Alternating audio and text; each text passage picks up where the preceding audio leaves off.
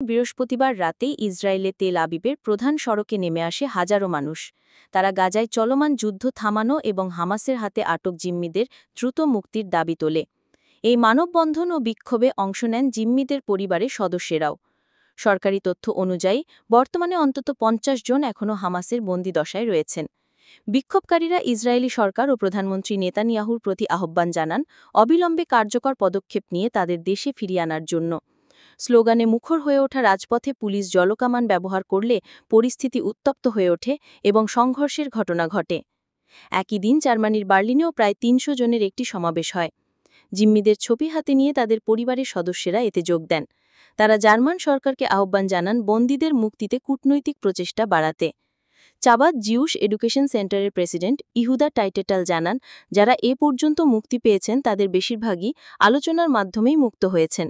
তাই অবশিষ্ট বন্দীদের ফিরিয়ে আনতে দেরি না করে দ্রুত আলোচনা শুরু করা জরুরি বলে তিনি মত দেন।